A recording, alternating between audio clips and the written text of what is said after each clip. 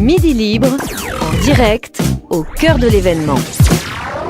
Midi Libre, au cœur de l'événement. Et l'événement de ce week-end Pascal 2015, c'est la 21e édition du Salon nautique du Grau-du-Roi Port-Camargue. Le plus grand salon du nautisme en Méditerranée. Nos invités, ce matin, Bernard Susarini, directeur de la base nautique, Michel Cavaillès, le directeur du port du Grau-du-Roi Port-Camargue, et Thierry Montaner, journaliste à la rédaction de Midi Libre Nîmes. Thierry Montaner, on pourrait d'ailleurs se demander comment s'organise en amont un salon nautique.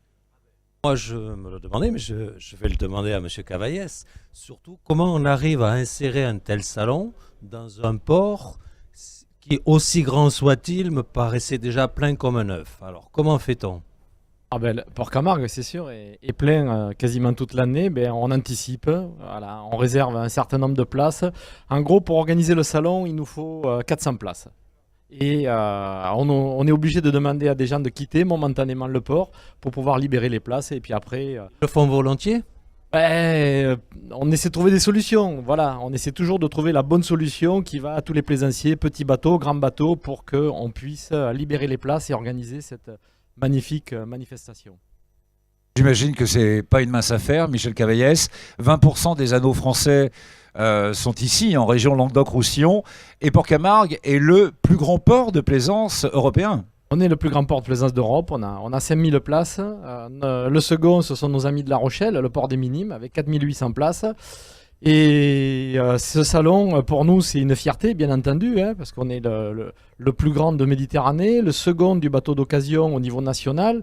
Et déplacer tous ces bateaux, c'est 2 mois de travail. Voilà, pour nous, on attaque début février, libérer les places, les remorquer. Ça fait en gros 100 bateaux à l'aller, 100 bateaux au retour, plus tous les bateaux des professionnels. Voilà, ça mobilise une équipe de 10 personnes pendant pratiquement 2 mois avant l'événement. Et 1 mois après pour tout remettre en place, parce que c'est pas tout d'organiser, mais après, il faut tout ranger parce que la saison, elle démarre.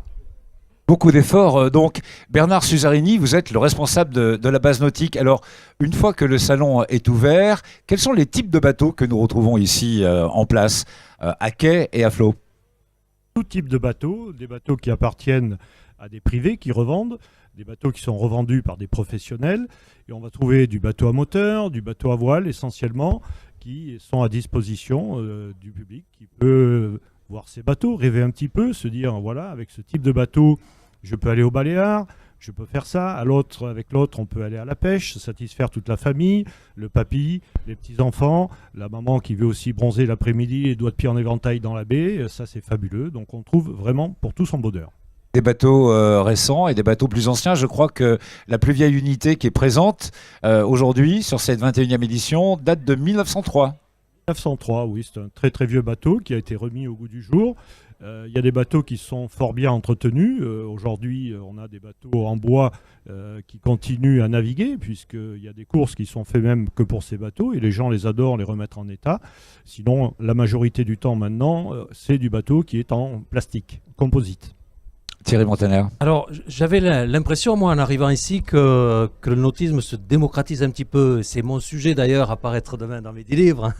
Des bateaux accessibles à moins de 10 000 €, on en voit, même s'il y a tous les prix, il y a de très très beaux bateaux aussi. Et est-ce que c'est une réalité ? Est-ce que maintenant les passionnés arrivent de derrière les terres là-bas pour se faire plaisir avec des petits bateaux, à petit prix en tout cas ? Ça, c'est une réalité, c'est un constat que l'on a depuis les années 2000. Il y a des mutations dans la manière de consommer. Il est certain qu'à une époque, il fallait être propriétaire de son bateau pour pouvoir faire du bateau. Aujourd'hui, ce n'est plus tout à fait le cas. On a une nouvelle génération qui arrive, qui navigue, qui fait du bateau, mais qui consomme aussi de manière différente, parce que aussi bien ils vont faire du golf et le lendemain du jet, de la bouée tractée pour certains enfants, pour etc., toute la famille. Il y en a vraiment pour tous les goûts. On peut faire beaucoup de choses, louer des bateaux à moteur, selon les zones où on est, et ne louer un bateau à voile que pour ses vacances. Les gens consomment d'une manière totalement différente. Alors, on a ici sur la commune la chance d'avoir à peu près une 35 professionnels ou clubs certifiés, fédérations de voile, d'aviron, de tout ce qu'on veut, qui offrent la possibilité de louer de manière à ce que quand on est en vacances, on peut participer pendant 1 heure, 2 heures, 3 heures, pratiquer une activité nautique, ce qui n'était pas le cas avant. Par exemple, les bateaux de promenade qu'on a dans le canal du Gros-du-Roi, qui sont des gros porteurs, à 6 h du matin, ils vous fournissent la canne à pêche, les appâts, le café.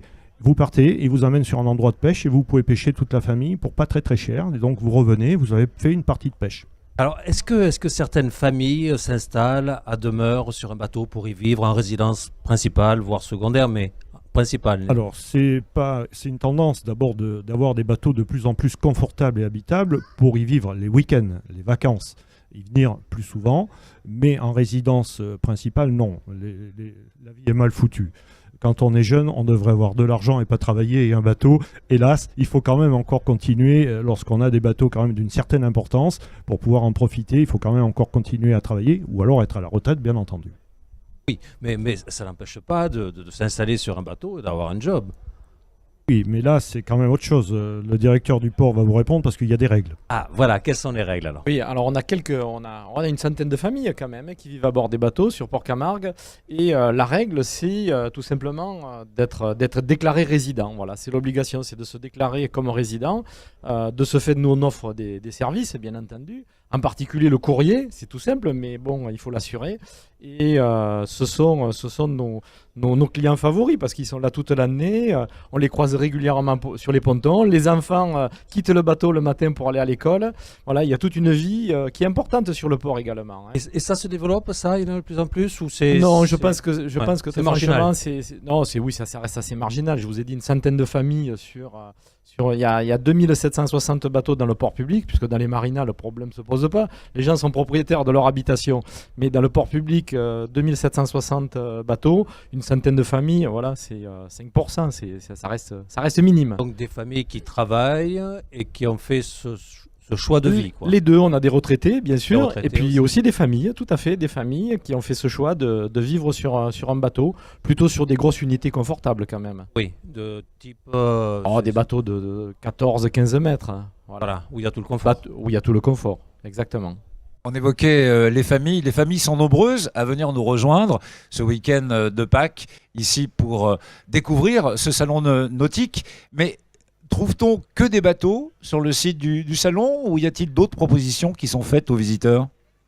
Il y a beaucoup de propositions qui sont faites aux visiteurs puisqu'on a la possibilité, en dehors de la location, de pratiquer des activités nautiques directement sur le terrain, d'avoir aussi des conseils, que ce soit par la gendarmerie maritime, la société de sauvetage en mer, les clubs de pêche, puisqu'on en a 3 ici sur le terrain, les clubs de voile, les clubs de canoë-kayak, d'aviron, et tout ça, effectivement, ça vient compléter l'offre de loisirs nautiques qui permet aux gens d'acheter ou de louer un bateau. Autant de propositions qui vous sont faites pour passer un excellent week-end au cœur de l'événement. Midi Libre est toujours présent. Midi Libre, en direct, au cœur de l'événement.